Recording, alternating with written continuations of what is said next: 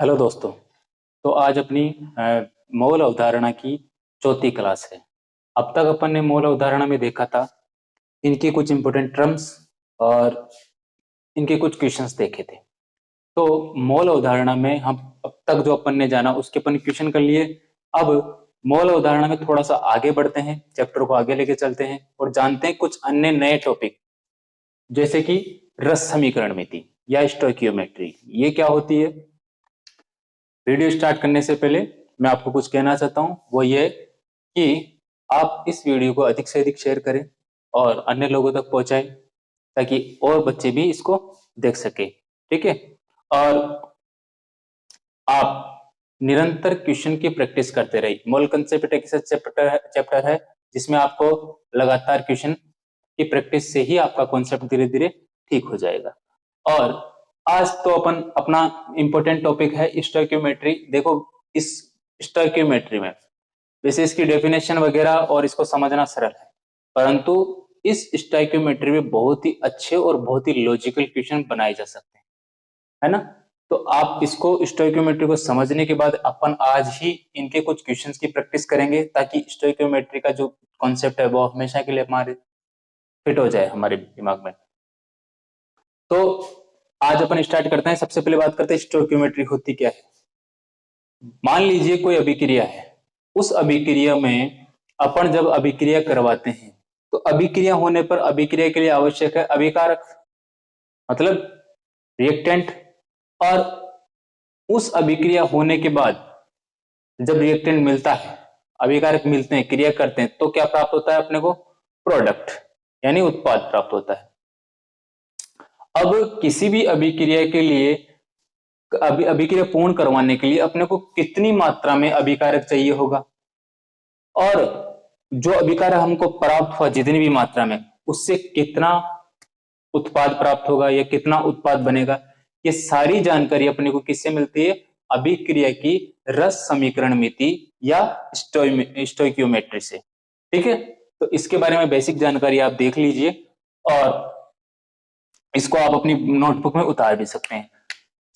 ज्यादा कुछ लिखने की जरूरत नहीं है, सिंपल सा इतना सा डिटेल लिख लो, इससे ज्यादा कुछ इसके अंदर जानने की जरूरत नहीं है। रासायनिक अभिक्रियाओं की रस समीकरण मिति, स्टोइकियोमेट्री ऑफ केमिकल रिएक्शन। तो इसमें ये दो ग्रीक शब्द से मिलकर बना है, एक तो स्टोइकॉन और मेट्रॉन। स्टोइकॉन का मतलब होता है तत्व और मेट्रॉन का मतलब होता है मापना। ये दो ही शब्द हैं इससे, जिनसे मिलकर क्या बना है? स्टोइकियोमेट्री शब्द इन दोनों से मिलकर बना है। इसकी सामान्य सी डेफिनेशन आप लिख लीजिए कि अभिकारकों क्या काम आती है स्टोइकियोमेट्री में? अभिकारकों व उत्पादों के द्रव्यमान व आयतनों की गणना की जाती है। ठीक है? अर्थात किसी रासायनिक अभिक्रिया के लिए अभिकारक की कितनी मात्रा आवश्यक होगी, ये हम किस में पता करते हैं? स्टोइकियोमेट्री में। तो ये सिंपल सी बात कहता है कि मात्राओं का पता लगाया जा सकता है इसमें। तो इसमें क्या लॉजिकल पूछेगा? बहुत लॉजिकल पूछ सकता है। जो अब तक अपन ने देखा, अब तक इस चैप्टर में जो अपन ने देखा था, अणुभार, भार प्रतिशतता, मोलर द्रव्यमान, जितने भी प्रकार के टर्म्स देखे थे अपन ने जो आए हैं, वो सारे इसमें यूज हो सकते हैं। ठीक है? अवोगाद्रो नंबर, मोल, अणुभार, जितने भी टर्म्स हैं, जैसे कि किसी गैस का आयतन लीटर में 22.4 लीटर होता है, एक मोल का आयतन कितना होता है? 22.4 लीटर होता है। तो ये सब अपन किसमें देख सकते हैं? इस रस समीकरण मिति में ये सारी जानकारी अपने को यूज करनी है। तो अपन एक एग्जांपल लेकर देखते हैं रस समीकरण मिति को समझने के लिए कि ये वाकई में रस समीकरण मिति में क्या क्या चीजें अपने को पता होनी चाहिए, या रस समीकरण मिति के द्वारा अपन किन किन चीजों की या किन किन टर्म्स के बारे में अच्छी तरह से और समझ सकते हैं। तो आइए अपन एक एग्जांपल लेकर देखते हैं। नाइट्रोजन और हाइड्रोजन, हाइड्रोजन दो तत्व लेते हैं, इन दोनों के बीच में अभिक्रिया करवाते हैं और इनकी अभिक्रिया होने के बाद जो इनसे उत्पाद बनता है, उस उत्पाद में देखते हैं कि अपने को उस उत्पाद में क्या क्या मिला है, या उस उत्पाद में क्या क्या हो सकता है, क्या क्या पॉसिबिलिटी होगी, उसमें मोल कितने होंगे, उसमें परमाणु कितने होंगे, उसका भार कितना होगा, और उसमें अवोगाद्रो नंबर कितने होंगे। ठीक है? ये सारी जानकारी अपन उसमें देखेंगे। तो एक एग्जांपल लिखिए आप, इसको आप पहले उतार लीजिए, मैं ऊपर से एग्जांपल लिखूंगा, उसको वीडियो पॉज करके उतार लेना।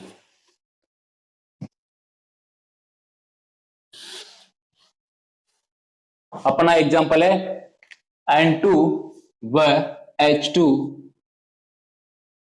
एग्जाम्पल लिखिए, N2 व H2 के मध्य रासायनिक अभिक्रिया, रासायनिक अभिक्रिया।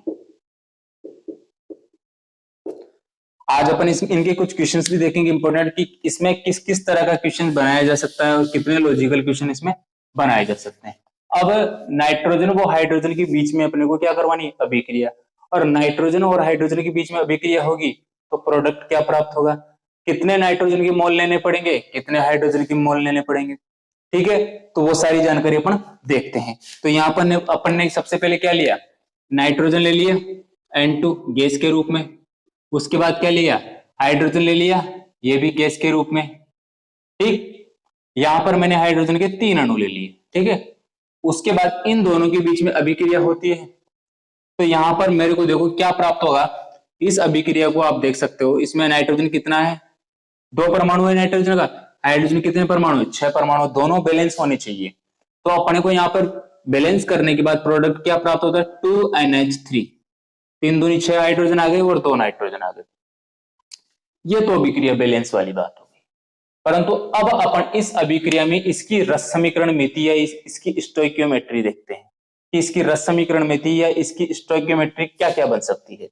अब जितना भी अपन ने अब तक पढ़ा है वो सबका इस सबका यूज इसमें करेंगे। देखते हैं कैसे।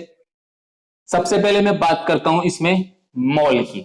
यही तो बताता है रस समीकरण मिति कि कोई अभिकारक कितना होगा और उत्पाद कितना प्राप्त होगा, मतलब उसकी मात्रा की जानकारी देता है। और मात्रा मोल में भी होती है, 22.4 लीटर में भी होती है, अणुभार के रूप में भी होती है। तो सारे रूप में देखिए, अवोगाद्रो संख्या में भी आ जाती है, उतने ही अणुओं के रूप में भी होती है। तो आप देखो इसमें मोल, यहां पर नाइट्रोजन गैस के कितने मोल है, नाइट्रोजन गैस के कितने मोल है, यहां पर है 1 मोल। नाइट्रोजन गैस का कितना मोल है, 1 मोल। मोल की बात करें तो अपन, ठीक है। तो हाइड्रोजन गैस के कितने मोल है, तो भैया 3 मोल है। तो इनसे प्राप्त, इन दोनों की अभिक्रिया से प्राप्त अमोनिया है, इसके कितने मोल प्राप्त हुए अपने को, 2 मोल। कितने मोल प्राप्त हुए, 2 मोल। उसी तरह से अपन इसमें अणुओं की संख्या भी देख सकते हैं। तो देखो नाइट्रोजन के कितने अणु हैं, अणु के रूप में देखो 1 अणु। हाइड्रोजन कितने अणु हैं, 3 अणु। उसी तरह से अमोनिया के कितने अणु प्राप्त हुए, 2 अणु। यही क्या हो गए, अणुओं के रूप में, इस तरह से मोल के रूप में, इस तरह से वही मोल होंगे वही अणु, केवल उनका रूप बदल जाता है। ये मोल के रूप में हो, ये अणुओं के रूप में। अगला अपन देखते हैं, मान लीजिए इनका आयतन के रूप में, आयतन के रूप में देखते हो इनका कितना आयतन है। तो इसमें देखो नाइट्रोजन का कितना आयतन है, यहाँ पर अपन अब तक देखते आ रहे थे कि 1 मोल का आयतन होता है 22.4 लीटर। कितना होता है, 22.4 लीटर। तो यहां पर नाइट्रोजन कितना मोल है, 1 मोल, और इसका आयतन कितना होगा, 22.4 लीटर। यही हो जाएगा। हाइड्रोजन यहां पर कितना मोल है, 3 मोल है। तो 1 मोल का आयतन कितना होता है, 22.4 लीटर। तो 3 मोल का आयतन कितना हो जाएगा, 22 × 64, ठीक है। और 4 × 12, लगभग कितना हो जाएगा, 67.2 लीटर। यही आ गया, क्योंकि यहां पर कितने मोल हैं, इसके 3 मोल है। अमोनिया के कितने मोल है, 2 मोल है। तो 22 22 44 है, 44.8। कितना हो जाएगा इसमें, इसका आयतन 44.8 लीटर। तो इस तरह से जितने मोल उतने ही 22.4 लीटर को उतने से गुणा कर देना है। तो वो इनका क्या आ जाएगा, आयतन। भाई नाइट्रोजन का कितने आयतन में है, 22.4 लीटर आयतन में। ये कितने में है, 67.2 लीटर में। और ये कितने में है, 44.8 लीटर आयतन। यहां पर तक क्लियर अपना रस समीकरण में थी। अब देखते हैं इनका वेट कितना कितना है, ठीक है। यहां पर इनका देखते हैं भार, ग्राम में मात्रा इनकी कितनी है, ग्राम में मात्रा देखो पहले इनकी कितनी है, ग्राम में मात्रा। नाइट्रोजन का भार कितना आता है, 14 ग्राम। कितना है, 14 और 14 28, 2 है यहां पर, तो ये हो गया 28 ग्राम। इसका भार कितना है, नाइट्रोजन का 1 परमाणु का भार होता है 14 ग्राम। तो 2 है तो कितना हो गया 28 ग्राम। यहाँ पर हाइड्रोजन देखो कितना हाइड्रोजन है 6 हाइड्रोजन है, तो एक हाइड्रोजन का 1 ग्राम होता है, तो 6 हाइड्रोजन का 6 ग्राम हो गया। अमोनिया को देखो यहाँ पर एक अमोनिया का भार कितना होगा, नाइट्रोजन 14 और 3 हाइड्रोजन 17, तो एक अमोनिया का भार कितना होता है 17। तो यहाँ पर अमोनिया कितना है, कितना अणु है अमोनिया का 2 NH3 है, तो इसका भार कितना हो जाएगा 34 ग्राम। तो भार के रूप में भी अपन ने लिख लिया। तो इसकी स्टाइकियोमेट्री ग्राम में मात्रा तक आ गई, कितनी है, इसको ये अपन क्या कहते हैं, भार कहते हैं। तो ये टोटल क्या आ गया, इसके मोल आ गए, अणु आ गए, आयतन की जानकारी प्राप्त हो गई और इसकी भार की या ग्राम में मात्रा की जानकारी अपने को प्राप्त हो गई। अब इनके अवोगाड्रो नंबर देखते हैं। तो इसमें अणुओं की संख्या देखें अपन, तो एन अणु के रूप में, तो यहां पर कितने एन अणु है, 1, ठीक है, एन अणु, यहां पर एन अणु हो गया नाइट्रोजन का। इसमें 3 है तो 3 इंटू एन अणु, 3 इंटू एन अणु। और यहां पर कितने कितने प्राप्त हुए यहां पर अमोनिया, तो 2 इंटू एन अणु, अवोगाड्रो संख्या के रूप में लिखेंगे तब, ठीक है भाई। 1 मोल के बराबर अणुओं की संख्या कितनी होती है, जितना 1 मोल होता है तो 6.022 इंटू 10⁻23 अणुओं की संख्या ये होती। 2 मोल होंगे तो उसको 2 से गुणा कर दो, अवोगाड्रो नंबर को 3 होंगे तो 3 से गुणा कर दो। यही इसकी क्या होती है, रस समीकरण मिति होती। तो रस समीकरण मिति में अपने को इन सब की जानकारी प्राप्त हो जाती है। मुझे उम्मीद है कि आप समझ गए होंगे बात को कि रस समीकरण मिति में अपने को किन किन चीजों की जानकारी प्राप्त होती है। तो आप इसको ऐसा कैसा उतार सकते हैं, ऐसा कैसा आप इनको उतार लीजिए और फिर अब इन पे अपन क्वेश्चंस करते हैं कि इसमें क्वेश्चंस कितने लॉजिकल बनाए जा सकते हैं, ठीक है। उतार लेना इसको, क्वेश्चन लिखिए। क्वेश्चन है नाइट्रोजन व हाइड्रोजन की अभिक्रिया द्वारा 16.4 मोल अमोनिया बनाने के लिए नाइट्रोजन व हाइड्रोजन की अभिक्रिया द्वारा अमोनिया, हम अभिक्रिया द्वारा 16.4 मोल अमोनिया बनाने के लिए, यह क्वेश्चन है, कितने मोल नाइट्रोजन के चाहिए अपने को, यही क्वेश्चन है अपने पास। भाई नाइट्रोजन वो हाइड्रोजन की अभिक्रिया है और इस अभिक्रिया में अपने को बनाना है 16.4 मोल अमोनिया, 16.4 मोल अमोनिया बनानी है। तो इस 16.4 मोल अमोनिया बनाने के लिए अपने को नाइट्रोजन की कितनी मात्रा लेनी पड़ेगी, या कितने मोल नाइट्रोजन के लेने पड़ेंगे। सिंपल सा, इसमें कुछ आपको पेन भी नहीं चलाना और आराम से इसका क्वेश्चन सॉल्व हो जाएगा। तो देखो इधर पहले इसकी रिएक्शन बना के देखो, तो नाइट्रोजन प्लस 3H2, ठीक है, और यहां पर कितना 2NH3। अब यहां पर देखो ये कितना मोल है, 1 मोल, और यहां पर कितना मोल है, ये 3 मोल, ठीक है, इसका कितना मोल है 2 मोल। तो इसी रिएक्शन से अपन आंसर दे सकते हैं कि यहाँ पर 1 मोल नाइट्रोजन जब होती है इस अभिक्रिया में, नाइट्रोजन और हाइड्रोजन वाली, तब 2 मोल अपने को क्या प्राप्त होता है, अमोनिया।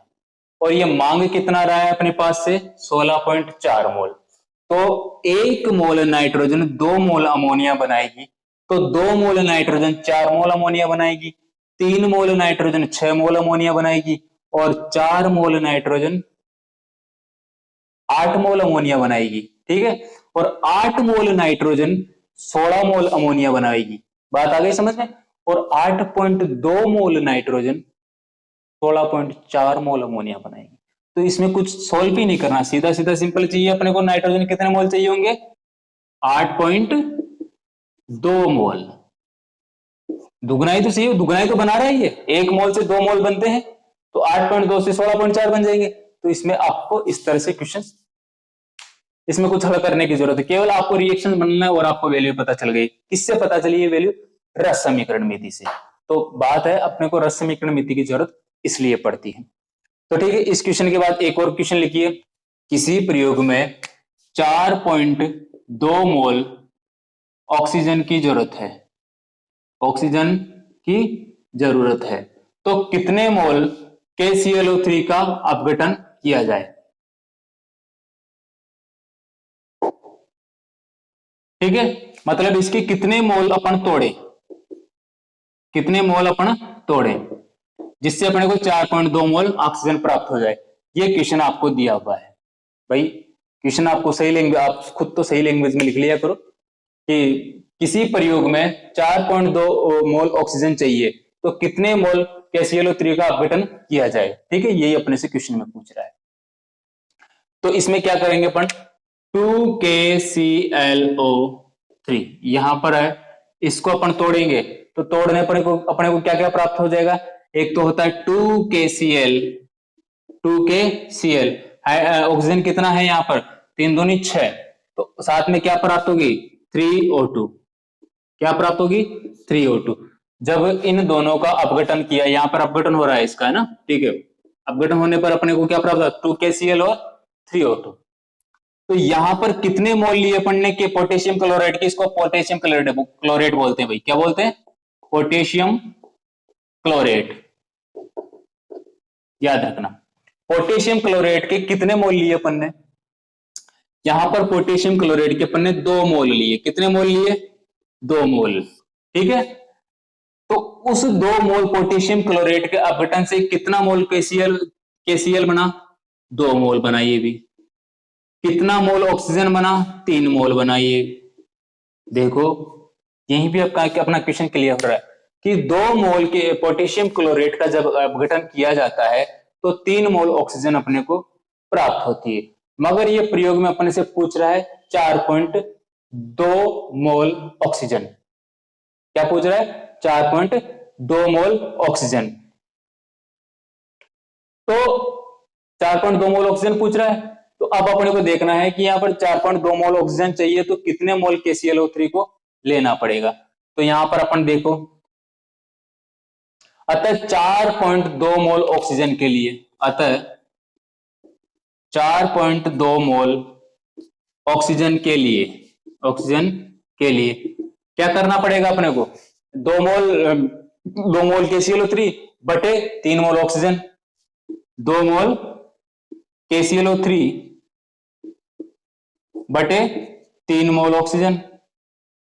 ठीक है, इसको क्या कर देना है, 4.2 चाहिए तो 4.2 से इधर मल्टीप्लाई करो तो कितना हो जाएगा, ये 4.2 को 2 से गुणा करो, कितना आ जाएगा 8.4, 8.4 में 3 का भाग लगाओ, कितना आएगा 3 दूनी 6, 2.8 मोल। कितना आएगा 2.8 मोल। मतलब अगर मेरे को 4.2 मोल ऑक्सीजन चाहिए तो मेरे को 2.8 मोल KClO3 का अपघटन करना पड़ेगा। यही अपने को क्वेश्चन का आंसर देना था। आगे आंसर, अब मान लीजिए यहां पर आगे आपको बाहर भी पूछ लेता कि मान लीजिए इसकी कितनी ग्राम में मात्रा चाहिएगी मेरे को इतने मोल ऑक्सीजन प्राप्त करने के लिए, तो क्या करना पड़ता अपने को, यहां पर कितना मोल है 2 मोल दिया हुआ है, तो पहले तो 1 मोल का भार बताओ आप, 1 मोल KClO3 का वेट कितना होता है।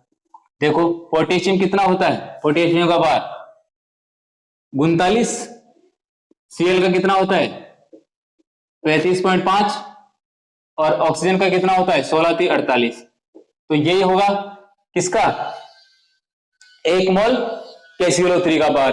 अब 1 मोल KClO3 का भार, इसको जोड़ो, जोड़ने में कितना था 122.5 ग्राम, ये आ गया। अब 2.8 मोल ऑक्सीजन चाहिए तो 2.8 मोल KClO3 चाहिए, किसके लिए 4.2 मोल ऑक्सीजन के लिए, और 1 मोल KClO3 का भार होता है 122.5 ग्राम। तो क्या हो जाएगा 122.5 ग्राम को इससे गुणा कर देना है 2.8 मोल से, तो अपने को कितना भार प्राप्त हो जाएगा इसका 343 ग्राम। मतलब सीधा सीधा क्या कह सकते हैं अपन कि 343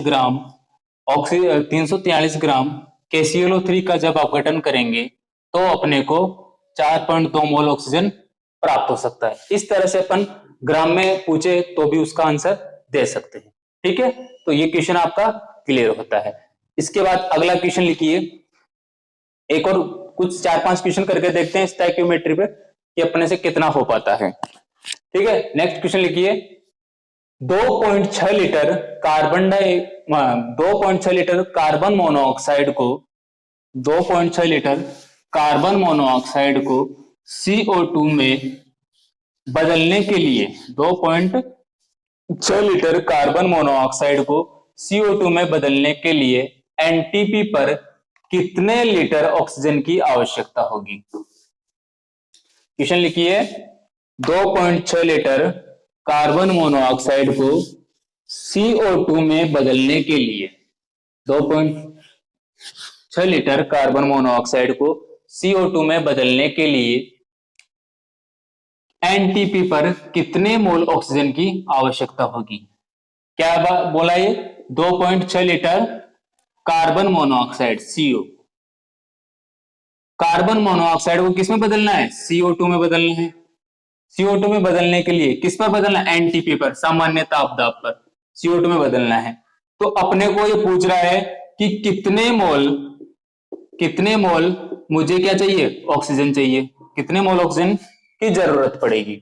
तो रस समीकरण मिति के ऐसे कोई क्वेश्चन आते हैं तो इनमें सबसे पहले आपको रिएक्शन बना के देखना है कि मैं रिएक्शन बना के देखता हूं कि रिएक्शन में क्या होता है, कितने कार्बन मोनोऑक्साइड से कितने कार्बन मोनोऑक्साइड जब मैं लूंगा तो कितने मोल ऑक्सीजन चाहिए CO2 बनाने के लिए। मैं एक बार लेके देखता हूं। क्वेश्चन को अपन बाद में देखते हैं कि 2.6 लीटर पूछ रहा है या 1 लीटर पूछ रहा है, 2 लीटर पूछ रहा है, वो बात की बात है। पहले रिएक्शन बना के देखो, 2CO प्लस O2 जब इसके बीच अभिक्रिया होती है तो अपने को क्या प्राप्त होता है, 2CO2।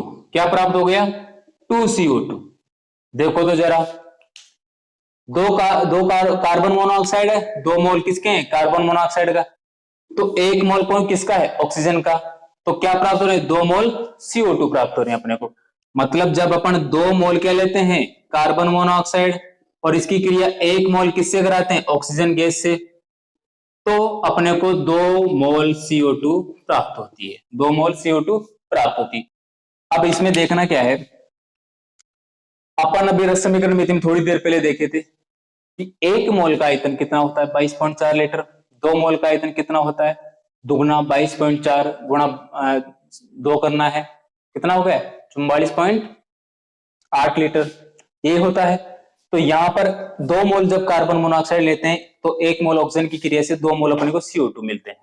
तो ये पूछ रहा है मेरे को 2.6 litre carbon monoxide 2.6 litre carbon monoxide की मैं कितने मोल ऑक्सीजन से क्रिया करवाऊं, कितने मोल ऑक्सीजन से क्रिया कराऊं CO2 में बदलने के लिए। तो यहां पर देखो 2 मोल जब ये कार्बन मोनोऑक्साइड ले रहा है, 2 मोल कार्बन मोनोऑक्साइड ले रहा है, तो 2 मोल कार्बन मोनोऑक्साइड कितने मोल ऑक्सीजन से क्रिया कर रहा है, 1 मोल से। ठीक है, हाँ, तो देखिए इसमें अपन देख रहे थे 1 मोल एक मोल का आयतन कितना होता है, 22.4 लीटर। कितना होता है, 22.4। तो 2 मोल का आयतन कितना हो जाएगा, 2 गुणे में आ जाएगा। तो यहां पर इसका आयतन कितना है, 1 मोल है CO2, तो 22.4 लीटर आ गया। तो अपन देखते हैं, अपने को चाहिए ऑक्सीजन की मात्रा कि कितने मोल ऑक्सीजन चाहिए होगी। अतः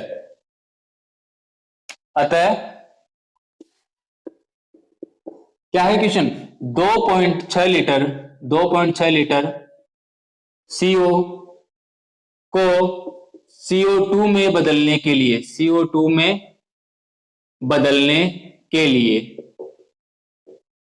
क्या चाहिए होगा अपने को, कितना चाहिए होगा, O2 बराबर 22.4 लीटर बटे 2 गुणा 22.4 लीटर। ठीक है, यही है अपने अभिक्रिया, कितना है, 2.6 लीटर। तो इसको करो, हल करो, 22.4 लीटर से 22.4 लीटर कट गया भाई, 22.4 ये किसका हो गया, CO का मान ये हो गया, और इसका आयतन O2 का आयतन। तो अपने को O2 कितनी चाहिए, और तो इसको गुणा करके देखो, तो 2.6 लीटर में 2 का भाग लगाओ, ये तो कट गया आपस में, कितना हो गया, 1.3 लीटर। तो मेरे को कितना चाहिए कि 1.3 लीटर आंसर आया। 1.3 लीटर किसका आंसर आ गया? ऑक्सीजन का। 1.3 लीटर ऑक्सीजन मेरे को चाहिए होगी। कब? जब मैं 2.6 लीटर कार्बन मोनोऑक्साइड को CO2 में बदलूंगा, तो मेरे को 1.3 लीटर ऑक्सीजन चाहिए होगी। सिंपल सा तरीका है, ये क्वेश्चन यहां पर हो जाता है। अब अपन देखते हैं नेक्स्ट क्वेश्चन, वो आप अपने हिसाब से करने की कोशिश कीजिएगा कि 16 ग्राम मेथेन के दहन से प्राप्त जल की मात्रा, 16 ग्राम मेथेन के दहन से प्राप्त जल की मात्रा कितनी होगी। इस क्वेश्चन को आप अपने हिसाब से करने की कोशिश कीजिए एक बार। वही रस समीकरण विधि द्वारा ही प्राप्त कर सकते हैं। क्या कहता है? मेथेन की मात्रा कितनी है? 16 ग्राम। अब जब इसका दहन करते हैं, दहन किसकी उपस्थिति में होता है? ऑक्सीजन की उपस्थिति में। अब जब इसका ऑक्सीजन, मेथेन CH4 आएगा यहाँ पे, सॉरी, मेथेन का दहन किसकी उपस्थिति में होता है? ऑक्सीजन की उपस्थिति में। जब मेथेन की अभिक्रिया ऑक्सीजन से करवाते हैं तो उस स्थिति में मेथेन का दहन होता है, और उस दहन से क्या क्या प्राप्त होता है अपने पास? CO2 और जल का निर्माण होता है। तो 16 ग्राम जब मैं क्या करवाता हूं, 16 ग्राम ही इसका बार कार्बन और हाइड्रोजन, कार्बन का 12 और हाइड्रोजन का 16, तो 16 ग्राम ऑक्सीजन के दहन से प्राप्त जल की मात्रा अपने को देखनी। तो इसमें कुछ नहीं करना, सीधा सा क्या देखना है? रिएक्शन बनाना है। तो करवाओ, CH4 की अभिक्रिया कराओ किससे? ऑक्सीजन से। दहन हो गया इसका, ठीक है। तो यहां पर दहन करवाओ, 2O2 ले लेते हैं यहां पर बैलेंस करने के लिए। तो कितना प्राप्त हो जाएगा अपने पास? CO2 प्लस हाइड्रोजन कितने हैं? 4 हाइड्रोजन है, तो कितना आ जाएगा? 2H2O। बैलेंस हो रहा है। ऑक्सीजन कितना गया? 4, तो 2 ऑक्सीजन इसमें आ गया, 2 ऑक्सीजन इसमें आ गया। तो देखो, जब अपन 16 ग्राम ही इसका बार 16 ग्राम मेथेन का जब ऑक्सीजन की उपस्थिति में दहन करवाते हैं, तो अपने पास कितने मोल जल के प्राप्त होंगे? 2 मोल जल के। कितने मोल? 2 मोल जल के। 1 मोल जल का भार होता है कितना? 18 ग्राम। कितना होता है? 18 ग्राम। तो 2 मोल का भार कितना हो जाएगा? 36 ग्राम। कितना भार हो जाएगा भैया इसका? 36 ग्राम। सिंपल सा क्वेश्चन है, यहां तक बात ठीक। अब आप इसी टाइप का एक और क्वेश्चन देखिए, उसको आप खुद से करने की कोशिश कीजिए। मेथेन के कितने मोलों के दहन से 22 ग्राम कार्बन डाइऑक्साइड प्राप्त होगी। अब इसको थोड़ा सा चेंज कर दिया कि मेथेन के कितने मोलों के दहन से 22 ग्राम कार्बन डाइऑक्साइड प्राप्त होगी। अब अपने को कार्बन डाइऑक्साइड की मात्रा देखनी है। वही अपन ने ले लिया। क्वेश्चन क्या था अपने के? मेथेन के कितने मोलों के दहन से, CH3 क्यों लिखने मारा है? मेथेन के कितने मोलों के दहन से 22 ग्राम कार्बन डाइऑक्साइड प्राप्त होती है। सिंपल तरीका अपनाना है। क्या अपनाना है? सिंपल तरीका। वही रिएक्शन लिख लो, CH4 2O2 जब अभिक्रिया करवाते हैं तो अपने को CO2 प्राप्त होती है, साथ में 2 जल के अणु प्राप्त होते हैं। ये अभिक्रिया थी अपने पास। अब ये क्वेश्चन में पूछ रहा है कि मेथेन के कितने मोल में जलाऊं ऑक्सीजन की उपस्थिति में, जिससे मेरे को 22 ग्राम कार्बन डाइऑक्साइड प्राप्त हो जाए। अब इसमें ग्राम में मात्रा देखते हैं इसकी। जब मैंने 16 ग्राम क्या लिया? मेथेन को, ठीक है। तो 16 ग्राम मेथेन की क्रिया में किससे करवाता हूं? 64 ग्राम ऑक्सीजन से। किससे करवाता हूं? 64 ग्राम ऑक्सीजन से। देखो 4 ऑक्सीजन आ गए यहाँ पर, तो एक ऑक्सीजन का भार 16 होता है, तो 4 ऑक्सीजन का भार कितना हुआ है? 64 ग्राम। 64 ग्राम से करवा दिया मैंने। तब मेरे को क्या प्राप्त होता है? Carbon dioxide. कार्बन 12 और 32 कितना हो गया? 44 ग्राम। कितना? 44 ग्राम। और यहां पर 36 ग्राम क्या हो गया? जल। सबका भार लिख दिया अपन ने। कब हो रहा है ऐसा? 44 ग्राम ऑक्सीजन कब प्राप्त हो रही है? जब अपन ने मेथेन का भार कितना लिया? मेथेन का भार कितना लिया? 16 ग्राम। यानी मतलब मोल में परिवर्तित करके देखें तो 1 मोल। कितना लिया? 1 मोल। इसका वैल्यू कितना हो गया? 2 मोल। इसका वैल्यू कितना हो गया? 1 मोल। और इसका वैल्यू कितना हो गया? 2 मोल। पूछ क्या रहा है ये? कि मीथेन के कितने मोल चाहिए होंगे मेरे को 22 ग्राम कार्बन डाइऑक्साइड के लिए। अब इसको मेरे को 22 ग्राम प्राप्त करना है। तो जब 1 मोल की क्रिया में कार्बन ऑक्सीजन से करवाता हूं, 1 मोल को मैं जला रहा हूं ऑक्सीजन की उपस्थिति में, तो 44 ग्राम प्राप्त हो रहे हैं। तो आधे मोल को मैं जलाऊंगा तब मेरे को 22 ग्राम प्राप्त होंगे। तो कितना कितना मोल चाहिए होगा? 0.5 मोल। आ गया सिंपल आंसर। तो आपको रिएक्शन बनानी आनी चाहिए, रिएक्शन बनाने की वजह से ही आधे के रस समीकरण नीति के आधे क्वेश्चन हल हो जाते हैं। अब यहां पर अपन ने रस समीकरण नीति के लगभग अच्छे प्रकार के पूरे क्वेश्चन देख लिए। और कोई क्वेश्चन आपको मिलता है तो आप मुझे हल कीजिए, उसको करके देखिए, नहीं आता तो मुझे कमेंट में पूछ लीजिए। तो यहां पर अपन रस समीकरण नीति टॉपिक को समाप्त करते हैं। अब उससे आगे बढ़ते हैं, थोड़ा सा इस चैप्टर में कुछ अन्य टर्म्स की तरफ, कुछ थोड़ा सा इसको और टिपिकल बनाते हैं और कुछ थोड़ा सा और इंपॉर्टेंट पार्ट को लेते हैं। विलयनों में अभिक्रियाओं की रस समीकरण नीति, इसको थोड़ा रस समीकरण नीति को थोड़ी गहराई में जाके देखते हैं कि विलयनों में अभिक्रियाओं की रस समीकरण नीति।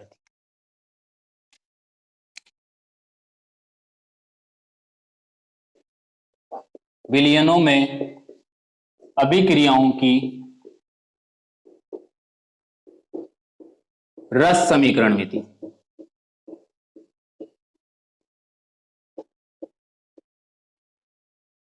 ठीक है, stoichiometry of reactions in solution. अब सबसे पहले तो यह बात कर लेते विलयन होता क्या है। ठीक है, यहां पर एक नई चीज आई है, विलयन। तो विलयन पहले तो होता क्या है? तो विलयन क्या होता है? विलेय प्लस विलायक का जो मिश्रण, जब विलेय प्लस विलायक को मिक्स कर देते हैं तो वो विलयन होता है। सबसे पहले आप विलयन को समझिए। इस विलयन शब्द के ऊपर आपको नेक्स्ट ईयर 12th में पूरा का पूरा एक चैप्टर मिलेगा। इन सभी चीजों को आपको दोबारा से उसमें पढ़ना पड़ेगा और थोड़ा सा डिटेलिंग में आपको वहां पर जानना पड़ेगा। तो इसलिए ये चैप्टर आपको बहुत जरूरी है। विलयन होता है, इसको बोलते हैं अपन सॉल्यूशन, इंग्लिश में इसको सॉल्यूशन बोलते हैं, सॉल्यूशन।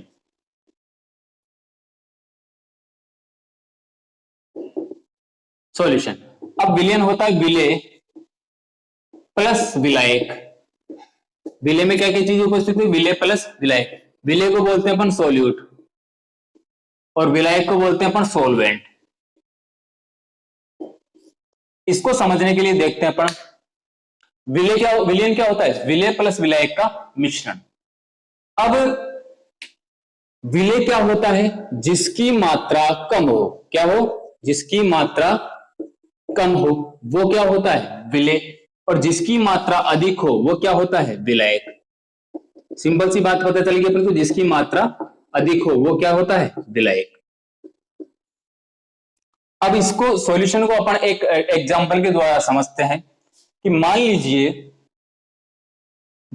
5 ग्राम नमक, 5 ग्राम नमक 90 ग्राम जल में क्या है? घुला है। 90 ग्राम जल में घुला है। तो विलयन कैसा होगा? विलयन कैसा होगा? तो विलयन होगा 5% नमक का जलीय विलयन। क्या हो जाएगा? 5% नमक का जलीय विलयन। तो मुझे उम्मीद है कि आपको विलयन का जो कॉन्सेप्ट है वो समझ में आया होगा कि विलयन होता क्या है। सिंपल सी बात है, विलयन विलेय प्लस विलायक का मिश्रण होता है। विलायक वो होता है जिसकी मात्रा ज्यादा होती है और विलेय वो होता है जो विलायक में घुलता है। और इन दोनों, ये दोनों जब साथ में मिलती है तो उसको क्या बोलते हैं अपन? सॉल्यूशन बोलते हैं। जैसे अपन एग्जांपल के रूप में देखा कि 90 ग्राम जल में 5 ग्राम नमक मैंने घोला, तो 5 ग्राम नमक घोलने पर विलयन कैसा प्राप्त हुआ अपने पास? 5% नमक का जलीय विलयन। यही होता। तो यहां पर बात हो गई विलयन की। अब बात करते हैं, एक और अच्छी सी कंसंट्रेशन टर्म है यहां पर, एक और टर्म है, वो बात करते हैं सांद्रता की। अब सांद्रता क्या होती है? सांद्रता, मान लीजिए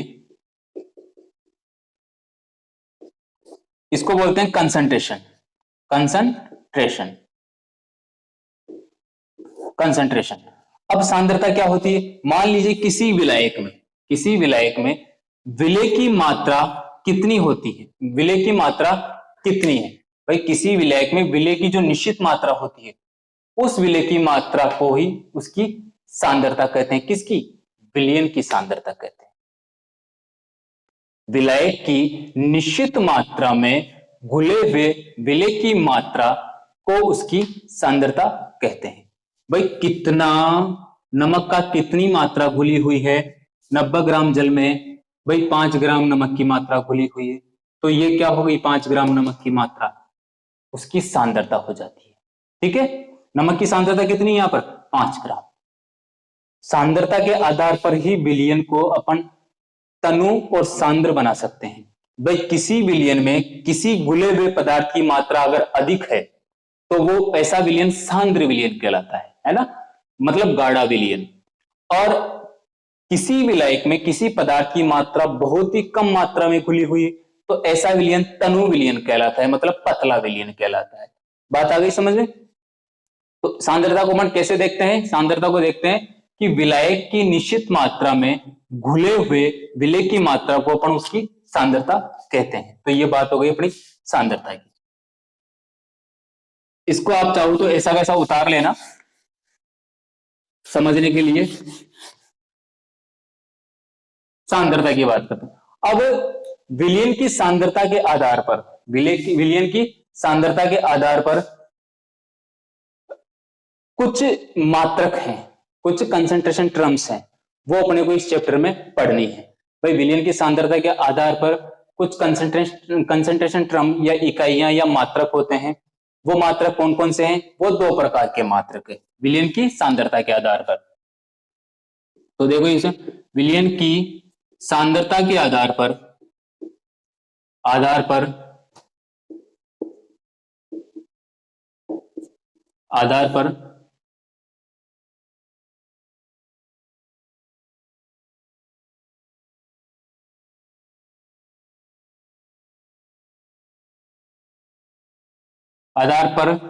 मात्रक कौन 2 प्रकार के होते हैं? कितने प्रकार के होते हैं? 2 प्रकार के। कौन कौन से आते हैं? एक तो होता है भार भार मात्रक। कौन सा आता है? भार भार मात्रक। दूसरे होते हैं भार आयतन मात्रक। भार आयतन मात्रक ये किसके आधार पर है? विलयन की सांद्रता के आधार पर। भार भार मात्रक मतलब वेट यूनिट और वेट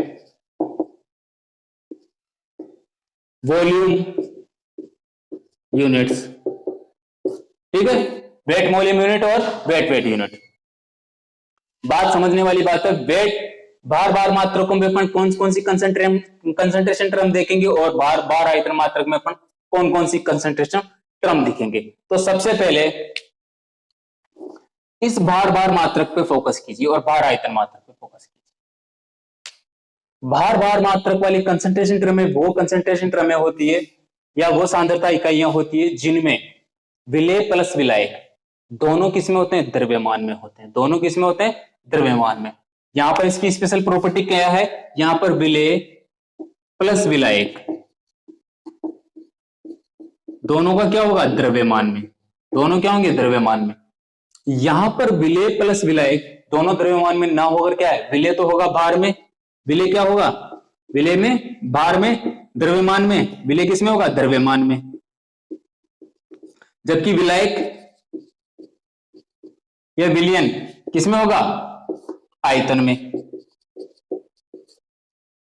इतनी सी ही फर्क है इसमें। तो इसमें कौन कौन सी कंसंट्रेशन टर्म देखेंगे अपन? सबसे पहले भार भार मात्रक में। ठीक है, तो यहां पर अपन देखेंगे सबसे पहले मोललता।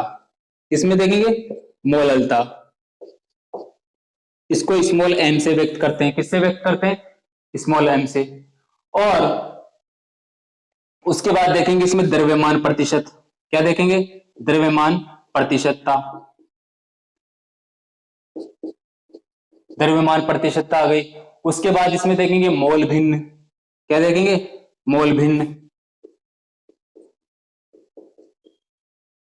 Mole fraction.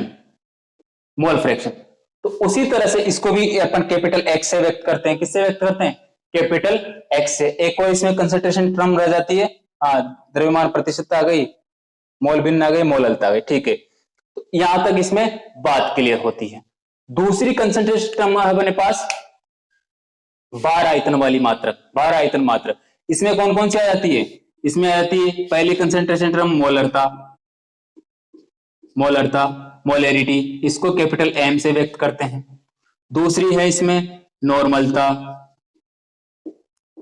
इससे कैपिटल एन से व्यक्त करते हैं। तीसरी इसमें फॉर्मलता, इसको कैपिटल एफ से व्यक्त करते हैं। तो ये सारी कंसंट्रेशन टर्म में किस में आती है? भार आयतन मात्रक में। तो अपने को भार भार मात्रक और भार आयतन मात्रक, ये सारी कंसंट्रेशन टर्म एक एक करके अपने को पढ़नी है। इनके फॉर्मूला क्या होते हैं, ये किस तरह से काम करती है, मोलरता क्या होती है, द्रव्यमान प्रतिशत किस तरह से ज्ञात कर सकते हैं, मोलबिन कैसे निकालें, मोलरता कैसे निकालें, नॉर्मलता, फॉर्मलता, ये सब कैसे निकालते हैं, ये सभी अपन इस चैप्टर में आगे देखेंगे। और एक बात और जानकारी के लिए बता दूं मैं आपको कि ये जो अपन यहां से अपन स्टार्ट करेंगे, अब ये पूरा का पूरा डिटेल आपको वैसा का वैसा 12th क्लास में पढ़ना पड़ेगा, बहुत ही डिटेलिंग में। इसलिए आपको ये चैप्टर अच्छे से समझना बहुत जरूरी है। तो ध्यान रखिए, अपन नेक्स्ट क्लास में इन सारी कंसंट्रेशन टर्म को देखेंगे, ठीक है। उसके बाद इन पे कुछ क्वेश्चंस भी करेंगे। और आज की क्लास को हम यहीं समाप्त करते हैं। और अगर आपको इस क्लास में कोई डाउट है तो आप मुझे कमेंट में पूछ सकते हैं और बताइए कि क्लास कैसी लगी आपको। और वीडियो को लाइक कर दीजिएगा, अगर आपको वीडियो अच्छा लगे तो वीडियो को लाइक कर देना और चैनल को सब्सक्राइब कर देना, ठीक है। मिलते हैं नेक्स्ट क्लास में, धन्यवाद।